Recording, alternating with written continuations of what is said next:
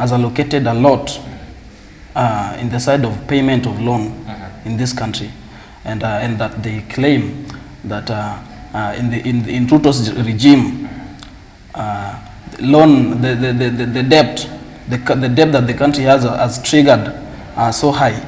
I think if you can through the statistics, if you can read from the previous government and those the other governments, the two or three governments that have passed, loans have been they have always been taking loans. It's true, yeah, and it is clear that the impact of taking those loans have not been so clear to the public. Yeah, I think if you can remember, even Uhuru Kenyatta took loan to construct the issue of SGR, which was incomplete.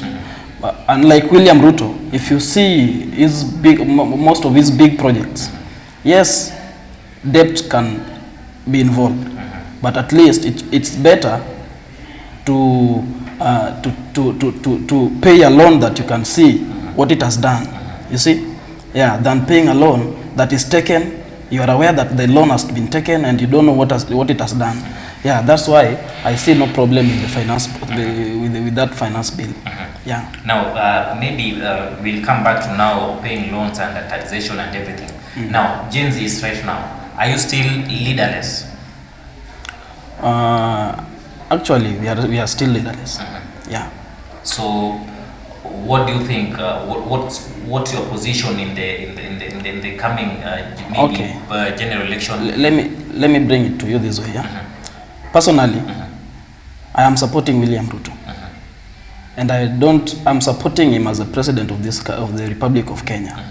Yeah, I'm not supporting him that now he is my leader. Yeah, I have to follow everything. He's not a perfect person.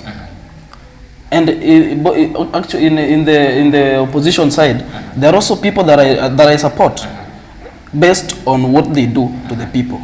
Yeah. So we have no specific leader that we can say that this one is the leader of Gen Zs who can control and take over and tell us what to do. We are operating within our conscience. We are wise enough to make decisions based on the good that someone is doing to the public. Yeah. Now, during mobilization, maybe let's say, like for example, today, the protest and it has been mobilized. Do you think that is not probably? Do you think there are people influencing this, or you're just mobilizing yourself on social media for the commemorations and the protest that probably was planned for today? Actually, personally, as youths in Kisumu, there's no mobilization that has been done. This is a special day. Everyone knows that today, a day like this, we lost lives in the country. What is there to be mobilized about? We should not be. It is like any other holiday. Yeah, it is like any other holiday. We don't have to be mobilized. I think mobilization is done by the opposition, who want protests to be done in the streets. Yeah, I told you, we have two mindsets. There are people who believe that today they should go to the streets, and there are people who believe that today they should just go to the church and pray for those, pray upon the lives of those who died when fighting for the rights of the country. Yeah. So me, I'm in the other space. I don't have to be mobilized. Yeah. After here, I'll go to other duties, and I find time I'll go to church. Yeah. Pray for those lives. And like those who are mobilized to go to the streets. Because what we don't want as youths is to be used in the interest of the politicians. That a politician is coming, gives you 1,000 shillings or so, and then you go to the streets, you end up being shot, and then after being shot, they won't show up again. That is what we are trying to avoid. Yeah. Now, speaking of being used as a youth, just the other day, the church was stormed into by young people, youths. You saw that, young people who were carrying rungus and everything. What's your take on that, Edwin? You know what's so funny? That the world, I don't know how I can put it, that you can see how things have turned around. Now these things that they used to say that the laws do, now you can see them. They're happening in Nyeri, they're happening in Murang'a, they're happening in other parts of the country, most so Mount Kenya. That tells you something. Whenever Baba was talking about Mandamano, he was doing it genuinely, and there was nobody who was being paid to go and participate in those things. And you can see, like for this one, for instance, people were being mobilized yesterday. They were being paid to go and cause mayhem, to go and use youths so that they can go and vandalize some people's businesses, so that they can go and attack women. And that's why you saw yesterday, there were so many women who came out in large numbers, more so in Kisumu, to protest that they're not going to be part of that thing, because whenever there is any protest in Nyanza, most of the people who are affected are our mothers and young women who are being molested, they are being raped, you see, and the youths. We are the ones who are mostly affected whenever there is the protest. And I'm telling you for free, my friend, whatever that was supposed to happen today, they were paid, and that's why we say we are not going to be part of it. And I would also like to see whoever shot young baby Pendo, the guy who was shot 9 times. You see, it's their right. And I can also tell you that if I live here, I will go and even find them and even give them a flower. Yeah, we should remember them, because there are some cases, there's some police brutality that we should not support, and I don't even support as a young man, as much as I support the government or I support William Samoei Ruto. But there are some things that the police do that are so inhuman. So that's I'm telling you, with this one is not genuine. That's why we are telling you for the first time with the youths, we are not part of it. We are not going to be part of it, because this one we want to be used, and we don't want more bloodshed within Kisumu County.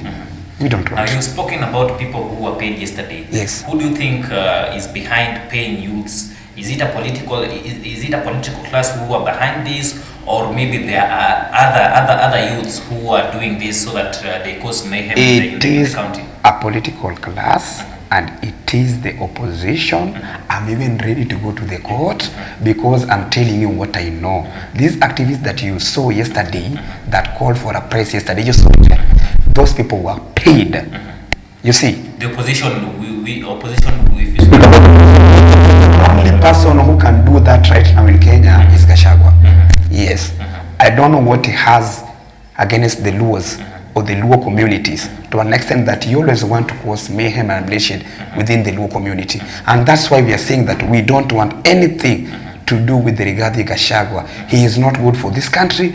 That guy is a tribalist. We don't want anything to do with Gachagua. He is the one who is bringing all these things. And our former president, Uhuru Muigai Kenyatta, let us live in peace. In Kisumu, we are so peaceful.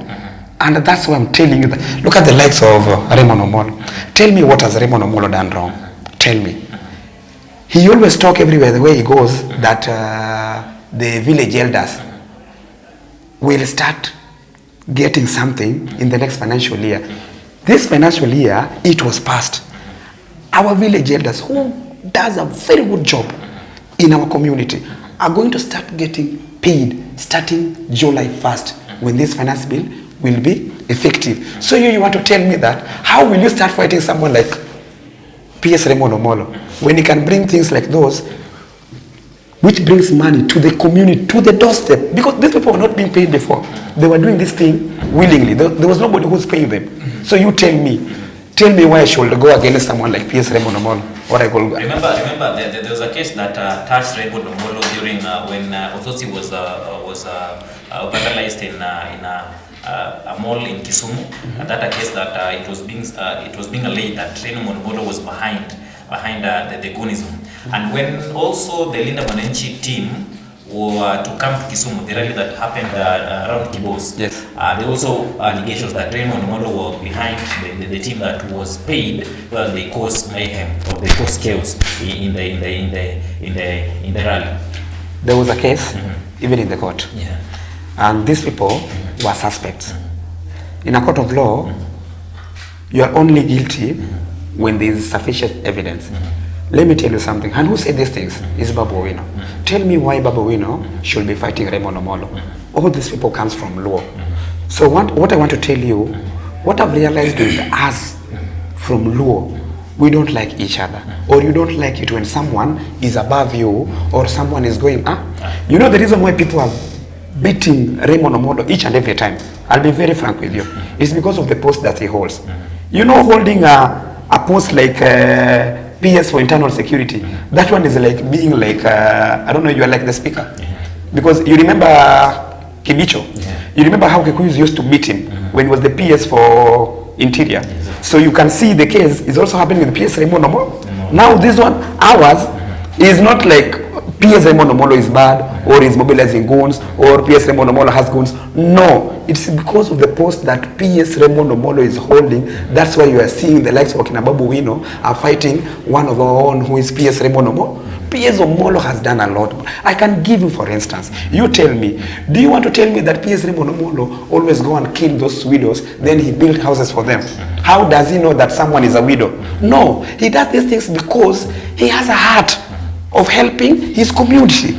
Tell me how many houses or how many widows PS Raymond Omolo has empowered.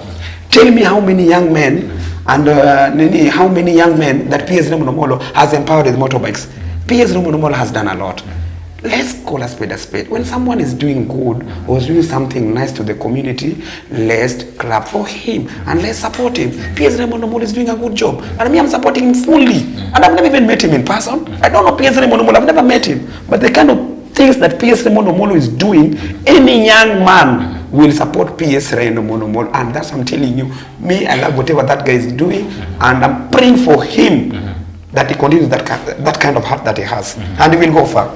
He's a good man. Moses, do you think Raymond Omolo is behind all this? And maybe just let me ask, do you think Raymond Omolo has goons in Kisumu who he always pay to go and cause chaos in the rallies? You know, we know politicians who have goons in Kisumu. Have you ever seen Raymond Omolo organizing a rally in Kisumu? Have you ever seen him? He has never organized a rally in Kisumu. Yeah, it means Raymond Omolo's focus. He focuses on doing. In fact, Raymond Omolo started doing great things especially for the Nyanza people, even before he became the CS. And the only fight that is now going on in Nyanza is the struggle for kingpinships. Yeah, they're taking the space of Raila, and that is why you know that space you can only take it by winning people's heart. And the only way that you can win the young people's heart right now is by doing great things for them. And you've seen that Raymond Omolo is denying these people the chance of accessing youths by engaging them, keeping them busy, empowering them every now and again. You see, he consistently bring empowerments to the Nyanza region, and not even Nyanza region, the entire country. You see him walking around, empowering youths, engaging them, and that is something that gives this the opposition brigades a lot of headache, because what will they come to tell you? How are they going to convince you that you hate Raymond Omolo? And the only way that now they can bring it is by spoiling or dirtying the name of Raymond Omolo and touching it with the matters of Goonism. You get it? Yet we know we are in ground, bro. Tunakwanga ground. We are always in ground. We know the people. We even know those goons that are being used and the people who are paying them. So you cannot tell me that Raymond Omolo is orchestrating matters Goonism in Kisumu. Yet we know the people who are using young people in a negative way. Yeah. So Raymond Omolo has no problem totally. He is doing what he's doing, and I support him and let him continue doing that same spirit. These are face of struggle. Yeah. And sooner or later it will be determined. Yeah. If I don't know what Moses is saying, yes.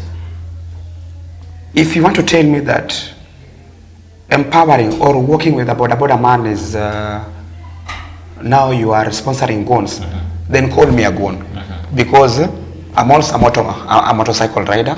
My brothers are motorcycle riders. So you saw what PS did. Tell me any PS of internal security that have ever walked across the country to empower boda people, apart from PS Raymond Omolo. He has worked within the 47 counties to empower these boda riders. He even did empowerment just 2 months ago, you saw it. The boda people right now, they have a house. Is that not empowerment? That is empowerment. So is that being goonism, or is that promoting goonism? So Mimi, I don't know what goonism means. And we can tell you who won goons more than the likes of Babu Wino.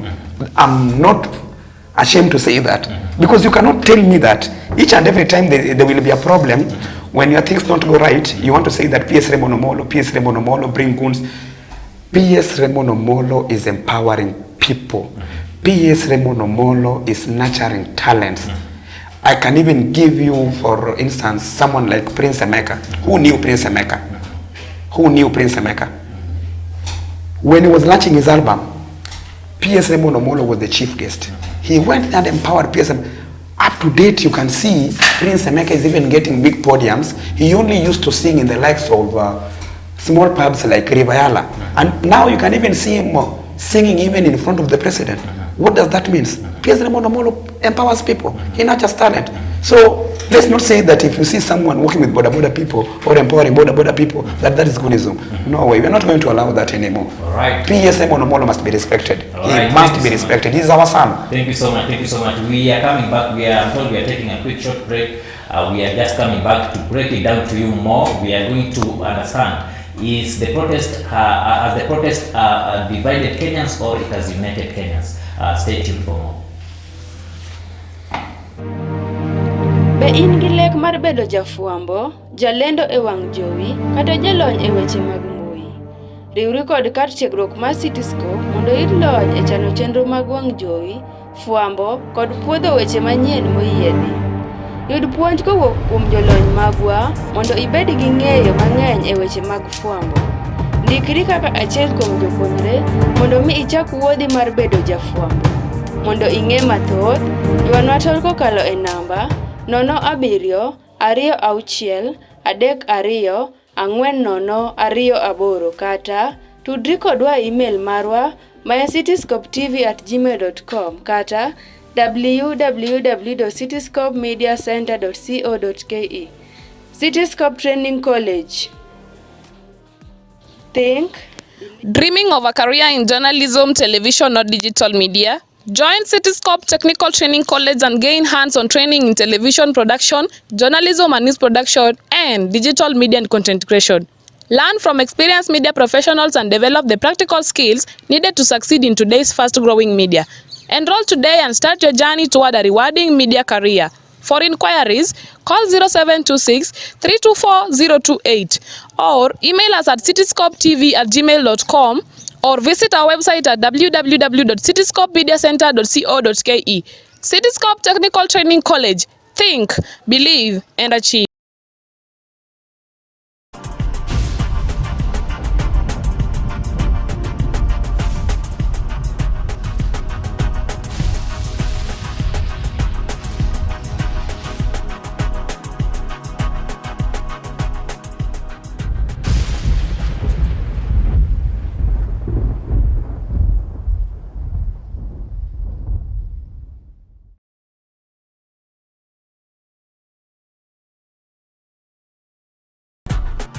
Alright, welcome back. Thank you so much for joining the broadcast. In case you are joining us now, we are speaking about the Gen Z protest.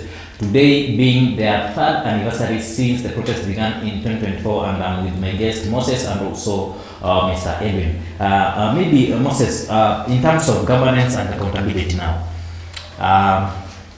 when the protest began, the Gen Zs were against the government was not accountable, and also we were against the Gen Zs were against bad governance. What do you think right now that the Gen Zs, mostly in Kisumu, I can see they want peace, and also they're supporting President Ruto, the development that President Ruto has done. In terms of accountability and also good governance, are we at the right place? Thank you. I think after the Gen Z protest, the last Gen Z protest, you saw the president doing some reshuffling in his government, and during that time, Ruto's government was still fresh. You remember? Yeah. So I think even the president himself had a lesson, because there are some people who he gave priority in his government who are really misleading and using some negative utterances in rallies, even in front of the president himself, which was things that were triggering Gen Z's hunger and causing that attitude of being against the government. Yeah, and one of them, one of the biggest the main person who was causing misleading the country was one Rigathi Gachagua. You can remember he was so tribal in that government, and you see Rigathi Gachagua was owning a very critical position in Ruto's government, and people believe that whatever he speaks the same language as William. You get it? Yeah. So that is the reason why the president looked forward to impeach him and do some other reshuffling in other positions that made the government move to where it is right now. Or else, I don't think if William Ruto could be in government at the moment. So I think there's a big change. There's a big change, and right now the people who are owning those positions, you've never seen them making negative utterances, especially tribalic ones. Yeah. So you think in terms of good governance, Kenya is at a very good position? Kenya is at a very good position. As you can see, there are many projects that Kenya could not see. Since independence, there are projects that we were seeing them on televisions in other countries, but today we can see them being done in our country. The kind of empowerment that is done in Kenya today has never been done by any government. The kind of development that we are seeing right now, even in counties, has never been seen in any government since independence. Yeah. So that is why I can say we are at a better place. Yeah, we are on better hands of William Ruto. Yeah. Mr. Edwin, in regards to good governance and accountability, and you remember just the other day when President was doing his tours around the country, there was some back and forth conversations, back and forth utterances that the President made. Do you think that was in his good position maybe to do that, or now in that position, in his position now as the head of state? What's your take on that? Number one, I want to tell you that President William Samoei Ruto is a human being. Just like me, just like you, just like Moses. We all make mistakes, and there is nobody who is perfect. There are some utterances you can utter without realizing what you've said, how the impact of what you've said is going to bring to the community or to the society. So me, I cannot say that he did something wrong, or I cannot judge him, because even me, I'm not perfect. I am not perfect, so I cannot judge him, or I cannot take any blame for Yeah. So you think it was just a slip of the tongue? It was just a slip of the tongue. He's a human being. We all make mistakes. In terms of good governance and accountability, do you think the government is now in a position maybe to giving Kenyans good governance and being also accountable in most of the things, and transparency also?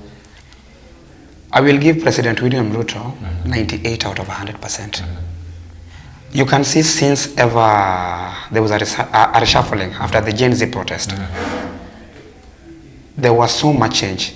When he brought in the experts from ODM, the ones that our late Baba Raila Odinga gave him, you can even see right now finance. We can even talk about the money here in Kisumu. You know, money was not circulating. Money was not circulating in Nyanza when these other people had the Ministry of Finance. So we want to recommend Mbadi for the good job that he's doing. Look at the likes of Ogonda. When it was going wrong, you remember when the president went to Homa Bay, the president told him, Tigiwi, since that day you can see change in the Ministry of Petroleum. So that tells you something, that there is so much change ever since the reshuffling of the cabinet, and ever since Rigathi Gachagua was impeached. You can see the impact that it has brought to the people of Western and Nyanza. We are not only talking about Nyanza, we are also talking about Western. For instance, you can see even here in Kisumu, Look at, for instance, that distribution of the Nyota program that was happening. Everybody felt part of that Nyota. And I'm a youth. I'm one of the beneficiaries of Nyota, courtesy of William Samoei Ruto. What does that tell you? Accountability. At least inafika kila mahali. It tells you that for the first time we have a president that cares. Why? Because he has good people that he's working with that at least are telling him how these things should be done. We have even Attorney General who is a woman for the first time, and she's a Luo. She's doing a good job. You know, for this accountability and good governance, you must have a good advisor. Tell me what Muturi was helping President William Samoei Ruto with. Ever since Dorcas took charge, there are so many things that are happening right now that never used to happen. Me, I want to recommend the president for what he's doing. He's doing a good job. Look at the kind of roads now we have here in Kisumu. Railways, now it's heading to Uganda. Are those youth not going to be employed? Are they going to be employed or not? Courtesy of William Samoei Ruto.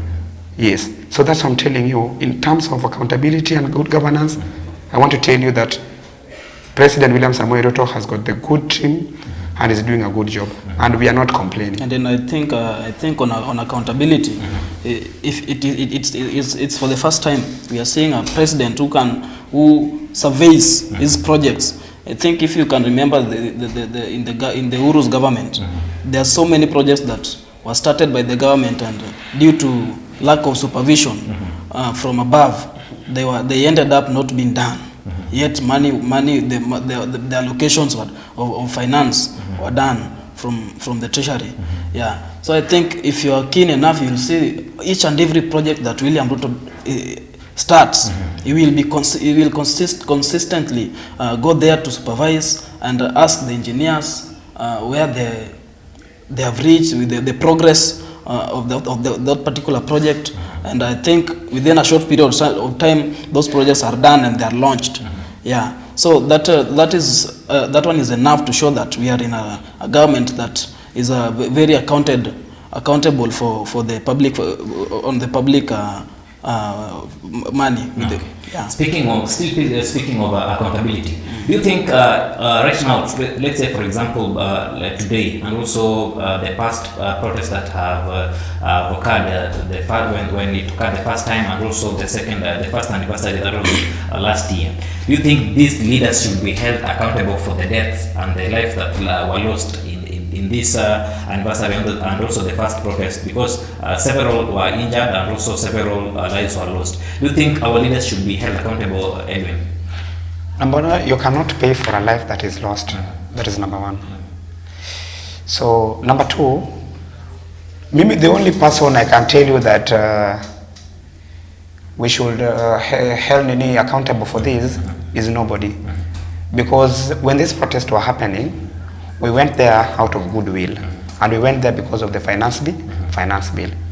But you remember there were even clips, someone was saying that he used to wake up 5 in the morning. There are so many clips we can even produce here. You have them when Gachagua was saying that hakuna mtu ataenda kwa barabara, polisi si rafiki yako. Tell me, have you ever heard Kindiki saying those kind of things? Even today the protest, isn't it? Did you hear Kindiki saying that there will not be protest because police will not come and kiss you? Do you know who said those words? Do you know who said those words? So if there is anybody who should be held accountable, it should be Gachagua. Because when he was saying all these things, he knew what he was saying, or what he was getting himself into.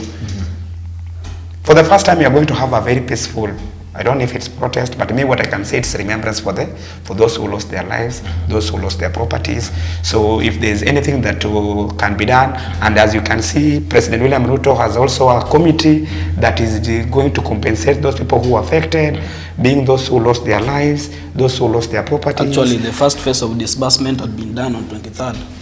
Yeah. So you tell me why we should even that is in terms of compensation. We are coming to that after this. And now, before you even get to that, now you've said Gachagua was speaking about those who, if anyone comes out to the street, Yes. the policemen are not their friends. Yeah, to you kiss remember them. also the president was talking about people to be shot on their legs when they come out for the protest. You remember when he was giving his speech? What's your take about that? Because during then they were with Gachagua in the office. You know, what the president said was after the protest. But Gachagua said this was before the protests. Yes.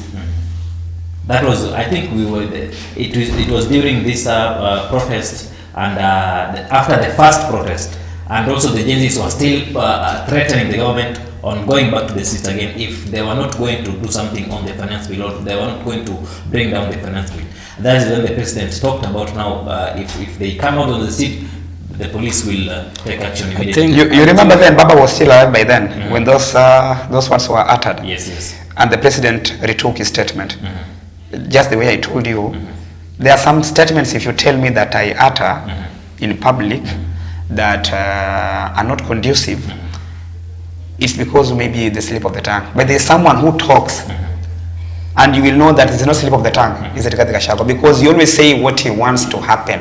Yes. The only thing for the president is that it's a slip of the tongue. The president has always retook what he feels like is not conducive for the environment or for the youth or for the women. Yes. We have a very sober president and a very listening president. For the first time we have a president who has a ear for the youth and everybody. Yeah. Because he wants everyone on board. We have a very inclusive president that I cannot say that he can want mayhem or bloodshed for his people. I think in the beginning I told you during that time or period, the president had so many people who used to mislead him. He's just a human being. He's not a robot. He don't have a specific program that his mind is not programmed specifically to perform certain duties. He's a human being, and the nature of human beings, if you interact or engage yourself with people who are commonly known as misleading people, obviously you will also get out of the track.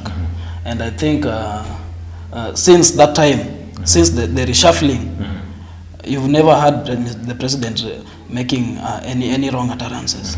And I think that one I can't say that I'm supporting the president by saying that. It also hurted me, by the way, during that time. The anger that I have was so intense. Yeah. So that one was not good. And someone cannot be 100%. Even yourself, even myself, I can't be 100%. It reaches a point where when I speak something that I come to realize later, I come to regret later. Yeah. And I think during that time, when the president, in that statement that the president made, he was actually talking about goons. I think during that time, you remember, the Gen Zs were on the streets, the police were on the streets, and there are also goons who were on the streets. You saw them carrying rungus and all sorts of things, and they were really against the Gen Zs who are protesting. Yeah. So the president was addressing the matter of goons by that, if I can remember very well. Yeah. And that is the reason why he said that any person who will be seen or spotted causing destruction of property, yeah, should be shot on the legs, because that one now is not protesting. That one now is considered as a goon or a thief. Yeah. Now, who do you think sent these people? Because probably the government was saying, the other time there was an interview with Murkomen on Citizen TV, and they were saying that those people, the government doesn't know that they were on the streets, because they were asked if they were policemen, and Mr. Murkomen said that they don't know about that. Who do you think sent these people to the streets? I think I don't want to make unclear. I don't want to pass unclear information on social media. Yeah, but one thing I know, that the goons were orchestrated by someone official in the government by that time, and because since the reshuffling was done, and we've never seen those goons again on streets in any protest, we clearly know that the person who sent the goons was fetched out of the government. Yeah, because if you have a trough of tomatoes and 1 or 2 tomatoes are spoiled among them, if you don't get them off, they will spoil the entire tomatoes. And that is what William Ruto did, that made this government appear at least somehow better. Yeah. Now, speaking of justice and also compensation, do you think these people who lost their lives, justice has been served? Actually, I didn't remember to take the analysis or rather, because that's an information that I inquired today in the morning. Yes. That there's a disbursement of 200 million or something around there, around those figures, that was disbursed on 23rd of this month. Yeah. So I think after the disbursement, the disbursement was done, I think there's a committee or a team that will reach the families, the relevant families, for them to get their rights. But I think that one I can't give a clear nini, because it is something that happened just yesterday. Generally, what's your take? Because but I'm sure these people need justice. The likes of Akina Rex Masai, there are a lot of families who are affected. There are a lot of families who are still having patients in hospitals and are struggling with the bills. Personally, I know there's a boy who was shot in Yalend, I think 15 bullets or so in the chest, and the boy is still, right now as we speak, the boy is pleading for medical assistance of about 1.5 million. 1.6. I think taking on that, anyone who was injured or anyone who was killed during that protest deserves compensation from the government, and that one I can't take it lightly. Yeah, they deserve compensation from the government, and I think the government. I've never seen with President William or the government denying to compensate them, and out of the information that I had today, I think they are going to be compensated. I'm sure they are going to be compensated, sooner or later. The first dispatch that was distributed, that is around 2 million that you've talked about. I've seen some people, because there was a commemoration ceremony that was held maybe in church thereabout in Nairobi, and those young men were saying that there's a young man that was complaining that he lost his job during the protest, and the compensation money that he has been given by the government is still not enough, because he was saying that the government gave 50,000 each to the affected families, and probably those, I don't know if it was the same amount of those who lost their lives. It was different. Yeah, it was different. Yeah. So do you think this money is enough to probably bring back this kind of person who is affected back to his normal duties, or maybe normal I think this money, compensation is not something that brings you back to your normal where you used to be. Right now, I believe this studio is under insurance. Yeah, and if a fire incident occur right now, the insurance company will not bring you back to where you are right now. So compensation is just a boost up, something that boosts you at least to pick up again and move on. Yeah. So if the government says that they will do compensation, actually they will do compensation even on families that lost their beloved ones. That compensation will not bring life back. It is just money that is given to at least sober the family up again. You get it? For those who got injuries, the compensation is just to pay the bills and maybe let you pick up in 1 or 2 things. Yeah. So that one is, the government is doing that to show that solidarity with the public and the youths. Mr. Edwin, do you think, like, let's say, for example, this boy in Amanda who was shot and is struggling with pleading for medical assistance because he has a huge amount of bill in the hospital. Let's say, for example, now the government has given this boy 50,000. Do you think that is justice served, or because that money, as it is not enough, 50,000 is not enough, because this boy needs a lot of money, millions, so that he can come back. Do you think the government has done enough to make sure that these people get justice and also compensated fully? As I stated earlier, I said, a life lost can never be replaced. Yes. Life is very expensive because when someone dies, he will never come back again. So the only problem is that the pain goes to the family mostly. So what I can say that for those people who lost their life, I think it's about 2.5 million, if I'm not wrong. That is the money that each and every family will receive. Then those who are short was around 1 point something. And then there is those who lost their properties or businesses, they were giving around 50K. Yes. So that's what I'm telling you. Like for these people who lost their businesses because of the goons who invaded the peaceful protests, I think if someone gives you 50K, he doesn't say that is enough for what you lost. It is just a booster, at least so that you can start from somewhere. Maybe you lost everything by that time. But remember, we are talking about 47 counties. And this is a budget that you want to fix in the budget in a financial year. So, everything is always structured.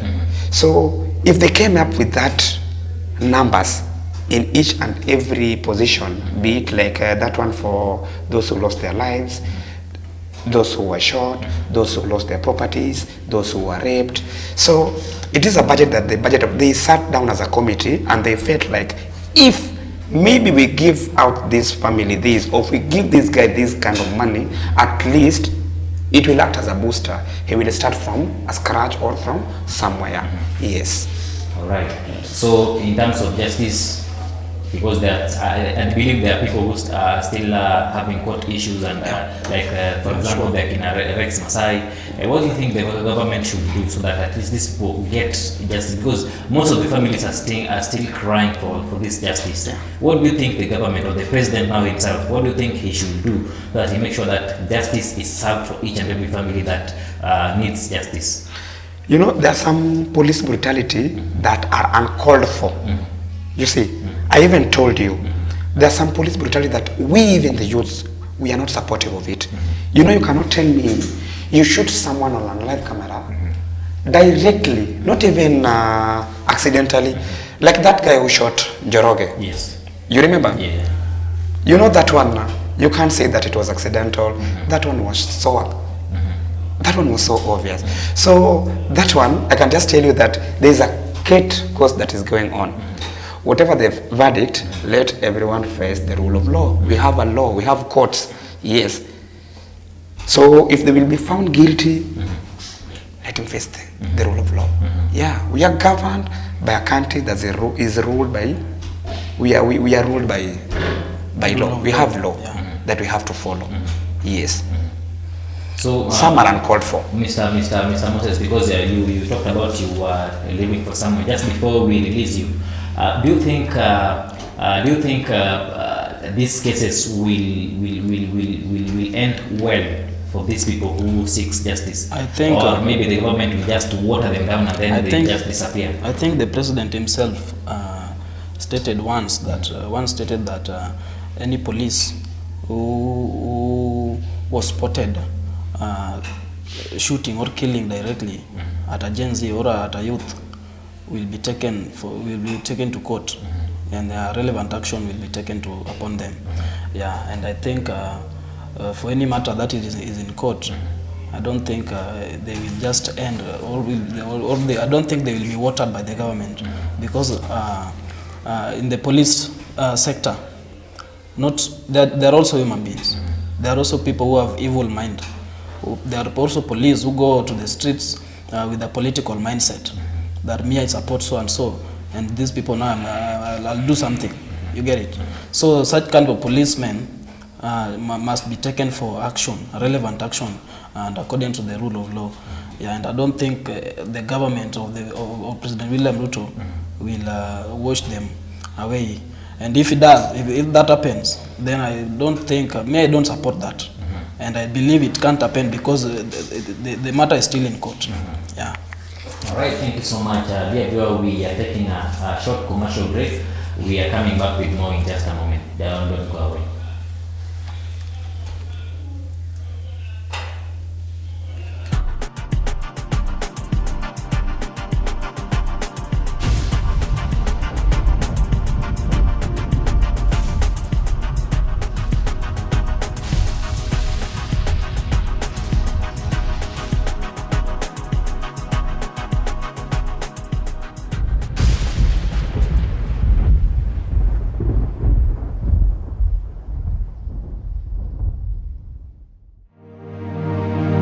Be in gi lek mar bedo jafuambo, jalendo e wang' jowi, kata jalony e weche mag mbui? Riwri kod kar tiegruok mar Cityscope mondo iyud lony e chano chenro mag wang' jowi, fuambo kod puodho weche manyien moyiedhi. Yud puonj kowuok kuom jolony magwa mondo ibed gi ng'eyo mang'eny e weche mag fuambo. Ndikri kaka achiel kuom jopuonjre mondo mi ichak wuodhi mar bedo jafuambo. Mondo ing'e mathoth, ywanwa tol kokalo e namba 0726324028 kata tudri kodwa email marwa ma cityscopetv@gmail.com kata www.cityscopemediacenter.co.ke. Cityscope Training College. Think, believe, achieve. Dreaming of a career in journalism, television, or digital media? Join Cityscope Technical Training College and gain hands-on training in television production, journalism and news production, and digital media and content creation. Learn from experienced media professionals and develop the practical skills needed to succeed in today's fast-growing media.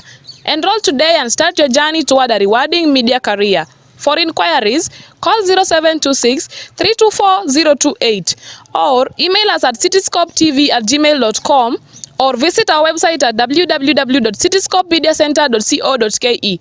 Cityscope Technical Training College. Think, believe, and achieve.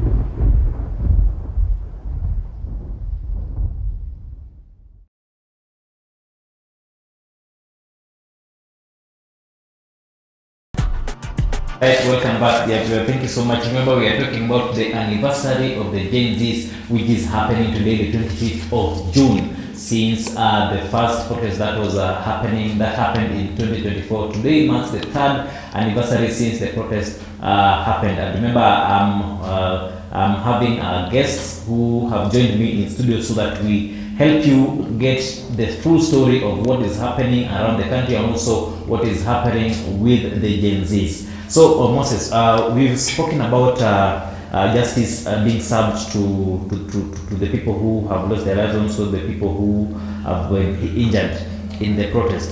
Now, maybe to the political class now. What do you think are the lessons that these people should learn from the protest for the Gen Zs? What are some of the lessons that you think that the political class should learn or also should understand? Okay. That moving forward, maybe there are some mistakes that if they make brings impact to the people of Kenya. I think a wise politician who read the mood should know that whenever you are elected by the people, please try and work for the people. Because I think you saw what the kind of hunger that the Gen Zs used to have for upon these MPs, especially MPs who were against, who supported the finance bill and made some boastful utterances after supporting it. Gen Zs wanted to go for them. So I think we are in a generation where a politician must be very careful while engaging in matters that concerns the public directly. Yeah. So if you're elected as an MP or a governor or any position, political position, you should ensure you work for the people, serve the interest of the people, and the Gen Zs will have no problem with you. But the moment you want to steal their money, boast, and do the contrary things, at some point it can lead to causing mayhem or leading to protest that may not favor them politically, or may not even favor their families, because we don't know what tomorrow to do. Nowadays we are a generation that you can't predict. Who knew that the Gen Z protest in 2024 will be the way it was? And right now you can also see the mood has not gone back to normal. Yeah, so whenever you're doing something as a politician, you must be very careful, because you don't know what tomorrow carries for you. Yeah, so I think they should just be very careful and work for the people, with the people who elected them. Yeah. Yes, Mr. Edwin, what's your take on that? It tells you something big, because I'll start from the national government. Visibility, inclusivity, very important when it comes to that, because you can see now the things that the national government is doing are visible. You can see them. We never saw these things before, because we were never part of the government. We never felt that we were part of it. You see, and ever since our president involved us, you can even see the Western people right now. They can feel that they are part of the government. They feel that they are inside the government. Another thing you can see with our leaders, we can even, this one is going to happen. 98% of our leaders who are on seats are going home. I'm telling you that for free. Number one, if you've not worked for us, the youths, you are going back home 2027. That I'm giving you assurance on a live television. If you didn't, we are going to rate you with your scorecard. What did you do for us? What did you bring for us? What did you give our women? If we will not count those things, what is the state of our roads? Because things like KISIP are doing a good job. They are partnering with the county government through our area MCAs to give us accessible roads. So if you want to tell us that we are not going to see those things, while other wards, when you go to other wards, you're going to see tarmac roads, while us, we have Vumbi roads, my friend, you are going? It means something. You are eating our money. So if you have not worked, you are going home. That is what we saw with the protest. We were trying to tell the government something. We, the youths, we command a large population, and we are the people who decide the next election, which will be 2027, and we are going to decide which side we are going to take. Like for me, for instance, I'm going to support William Samoei Ruto because I can see what he's doing for our community, and I will also stand with the one of our own, who is Raymond Omolo. You can see, like right now, tell me which MP, which CS or which PS has ever brought IBC next to your doorstep. Is only PS Raymond Omolo. Go to Kondele right now, fly over. Today they are alleging that there is protest. Kondele, people are taking, they are registering new voters. If you also lost your ID, they are doing registration for free, courtesy of PS Raymond Omolo and William Samoei Ruto. So that's what I'm telling you. May I have my reasons why I'm going to support William Samoei Ruto? Because of what I'm seeing. Going to Duma Center, with where I'm coming from, is 300 shillings. Going is 150, coming back is 150. But I can access it right now for free. I'm not going to use any fare. I'm not going to pay any money at Duma Center, courtesy of PS Raymond Omolo and William Samoei Ruto. And you can see the kind of coordination that Willis Boyakoth, who these people are really tarnishing his name, that CG what, my friend, that guy is doing a good job. Those things are coming there because of his networks. And he's doing survey himself. He's doing supervision himself. Looking if there is anything that is fishy going on or is happening, he's making sure that everything is in order. Police are there to protect us. Police are there to protect these young men who are coming there. So before you tarnish the name of someone, look at what he has done. When they brought a rally here, when there was a rally here of the one-time brigade, there was a woman who was crying that she lost her sodas, waters. You remember? Who went and paid this woman? Who went and compensated this woman? Was Willis Boyakoth. who went there and paid this woman and gave her 5 crates of sodas, 10 barrels of water, and he also gave her 50,000 to start up where she lost. So I can give you reasons why maybe I will vote some people back, or why some people, if you don't work, you will go back home. Those things we only used to see them in other constituencies. But right now we are feeling them here in Kisumu, courtesy of PSA Monomolo and William Samoei Ruto. Go there, even share people registering for free. They are not telling me that to log in, CG, you have to pay 150 to remove that docket. CG, you have to pay 200. It's free, courtesy of PSA Monomolo and William Samoei Ruto. That's why we are saying we want to support the government.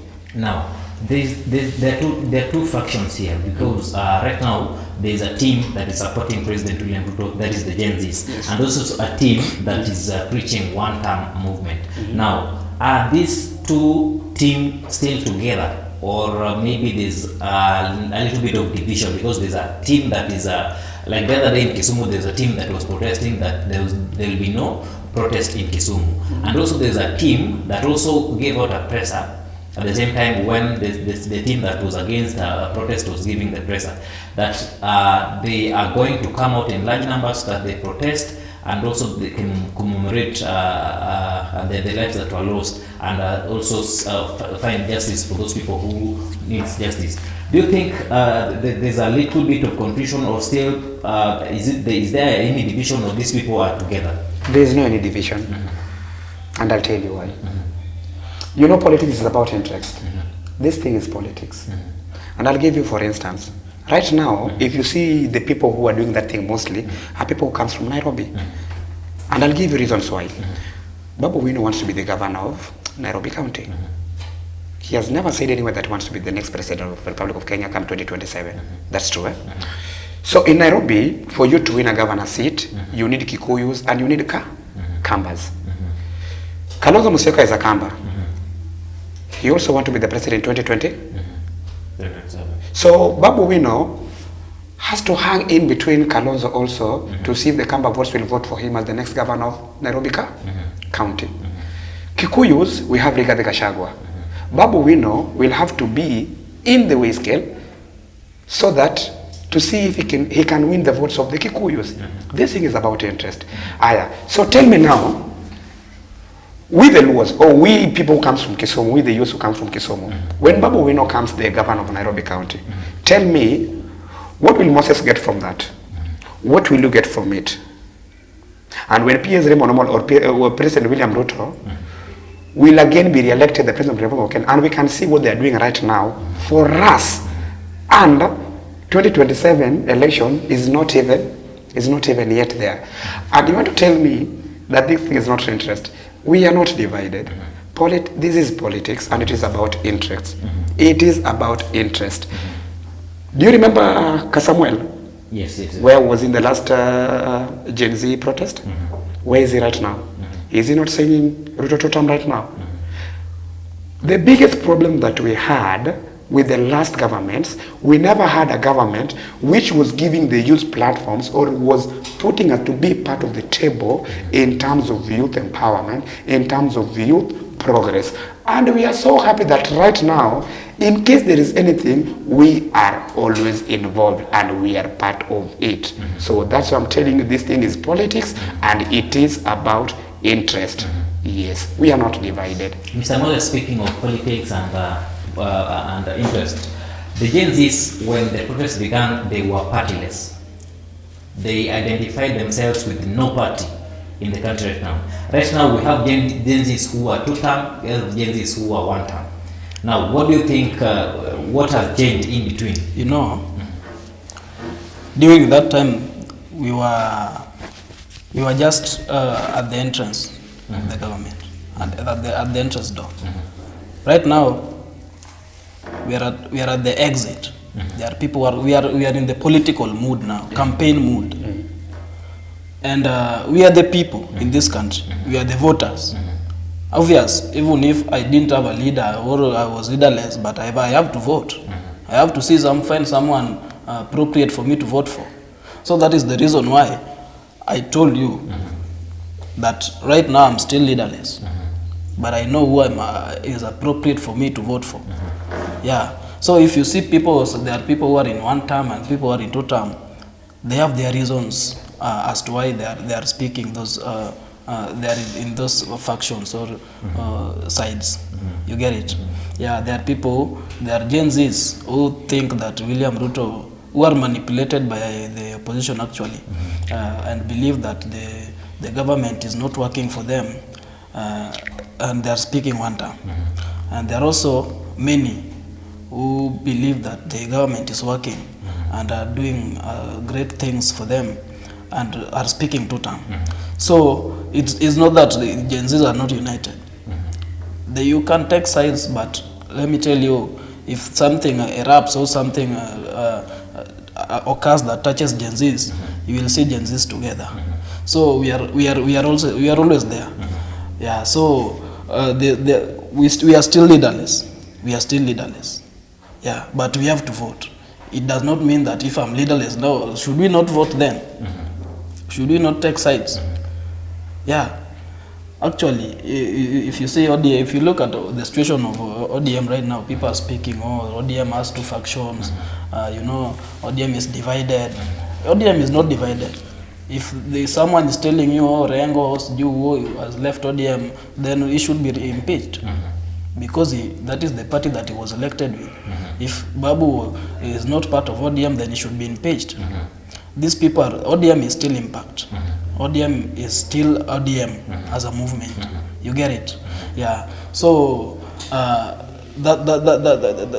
allegations that are made by, if you see where the source of these allegations, especially, you will realize that they are from Gachagua, and he is using them to try and divide Luos for his own benefit, which I think is something that is a very crippled idea that will not work in Luo. Yeah. Now maybe one last question now as we wind up. You've talked about ODM still being together, or ODM still intact. Do you think Kisumu is still the bedroom of ODM? Because you saw when the ODM party came, led by the youth leader, that is the party leader, Honorable Ogonda. These people came with people from outside Kisumu. People were ferried, and you saw several buses that were parked outside during when the rally was happening. Do you think these people could have not found the people of Kisumu attending the rally? Why must they? You must know the reason of that rally. You get it? I think it was given a slogan, Kisumu Wabiro. So the rally was for Kisumu. Kisumu, we are coming. And it was meant for the entire Nyanza region. So if you saw people being ferried there, they were ferried to attend, because that was the main idea. Yeah. That rally was meant to unite Luos and give a picture that we are still together, because the people who are trying to tell Kenyans that we are not. You can't tell the kind of finance in the party.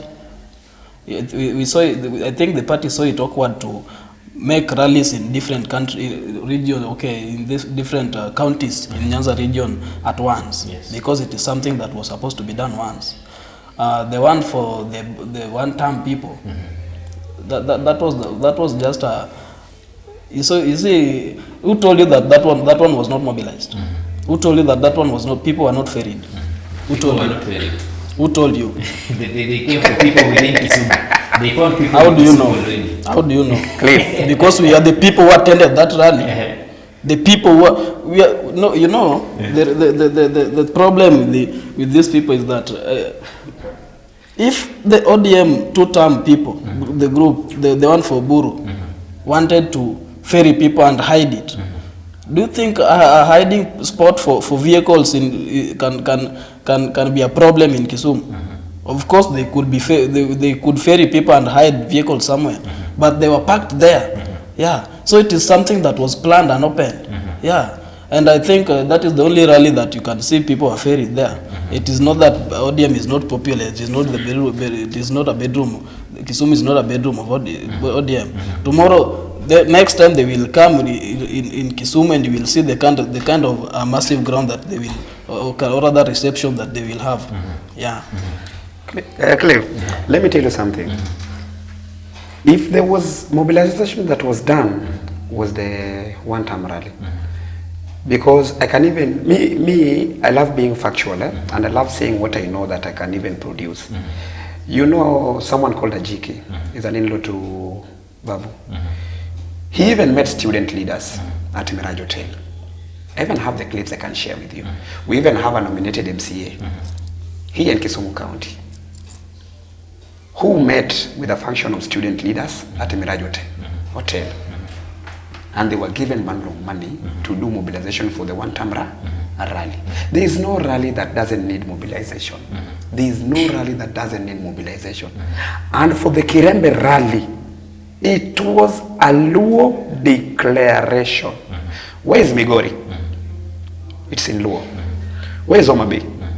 Siaya? Kisumu? So tell me what they did wrong.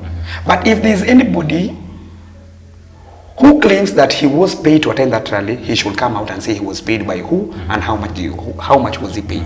We went there to show these people that we love ODM and we are still in ODM to stay.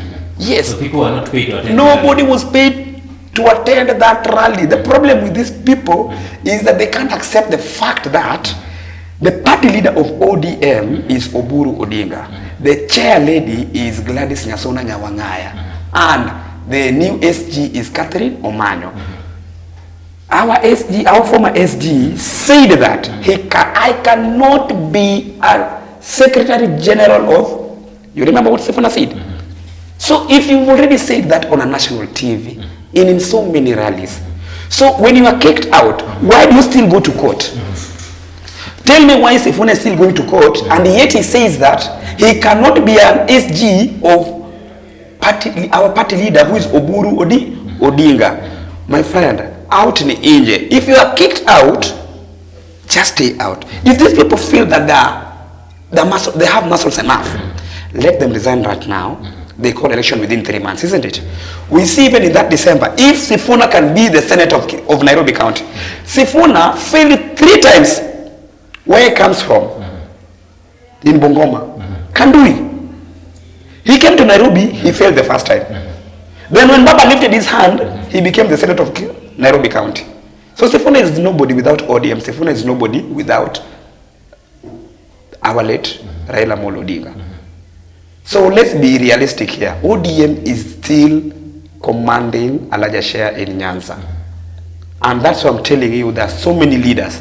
If they will be elected on an ODM ticket, the way I'm seeing things going. For instance, if we call for governorship right now, the elections, if they do free and fair elections, Joshua Ron will take the ticket. I'm telling you for free. If you take any nominations right now and you call for elections, you know Sami 001, have you heard of him? That boy is visible. And that boy is doing a lot. Those are the kind of leaders we want in 2027. Sami 001. If elections were held today, he will be the next senator under ODM. Because I've seen what he has done to the youths. I've seen empowerment that he has done to the women. That's how I'm telling you, ODM is still the party to be. Just like Obungu, which if you call elections today, he will be the next MCA of Kondele Ward. Obungu, which has been with the comrades. Obungu, which has been standing with the young people. Obungu, which, tell me, which leader, even who are on seats today, who has built 56 border sheets with their own money, apart from Sospito Obungu, which. That's why we are saying the time is now. Kondele Ward, MCA is going to be Honorable Obungu, which under ODM. Unopposed. Unopposed. Those leaders that I'm telling you, the things that they're doing are being felt on the ground, are seen. I was even yesterday working at Market Milimani Ward. People were saying that Victor Jejok, if elections were called today, Honorable Victor Jejok is going to be the next MCA. Why? You know, Market Milimani Ward is a business entity. And Jejok is a business person. So if you can see the kind of empowerment that he's doing, he's even taking kids to schools with his own money. He tells you the kind of things that guy can do when he's elected. If he's doing these things and yet it doesn't have, if you go to Market Milimani Ward, people will tell you that Adui nowadays is not the area MCA because he's so much concentrated on Kisumu East. So right now, the person who is the acting MCA of Market Milimani Ward is Victor Jajo. So come 2027, the next MCA Market Milimani Ward is going to be Victor Jajo. I'm telling you the truth. The people that I've mentioned here, if they will fail, call me for an interview 11th of August 2027.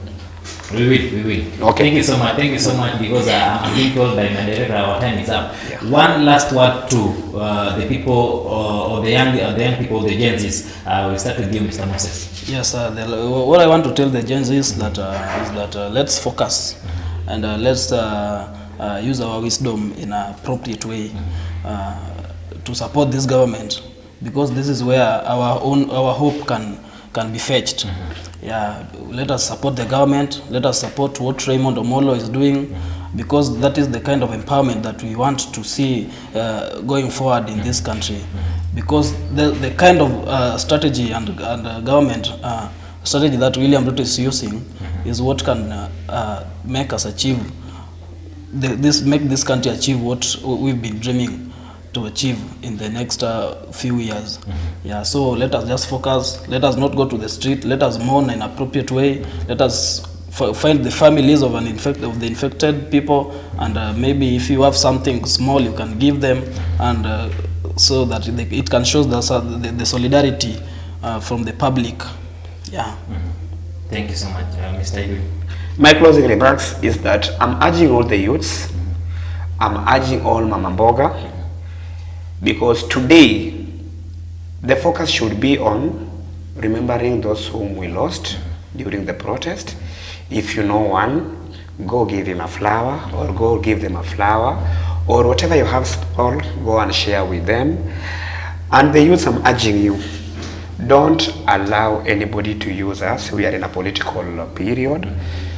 Don't go out to the streets to protest, or use that word protest, which is also allowed in the Constitution, by involving yourself with the goons who want to go and cause mayhem and bloodshed among our women, among our businesses, to go and loot. Don't do anything. Today there's no going to be mandamano in Kisumu. I can tell you that for free.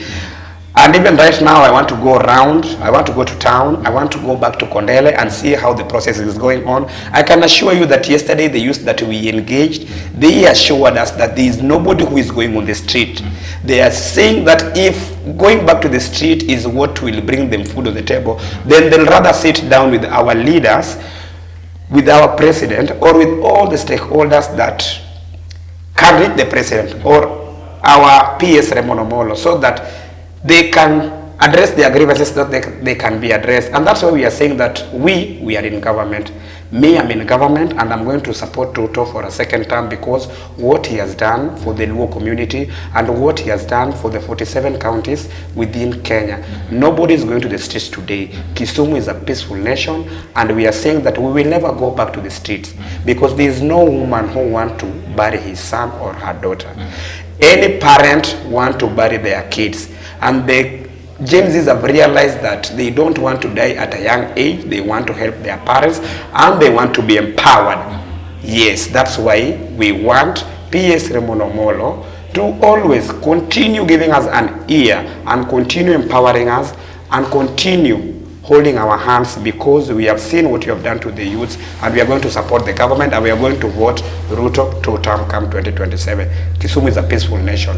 Yes, no mandamano. Thank you so much, Mr. Moses, and also Mr. Edwin, for joining us and for creating time to come and join us here in studio at Cityscope TV, and also you, our viewer, who has been with us since we started this the Scope Connect in the morning. Thank you so much for being with us. This has been Scope Connect with me, for Ogonda. Thank you so much for joining us. We are still bringing to you live what is going to go around the counties in Kisumu and also other parts of the countries in our newses and also our bulletins. Just stay tuned for more, and also continue being with us. Thank you so much, and have a good day.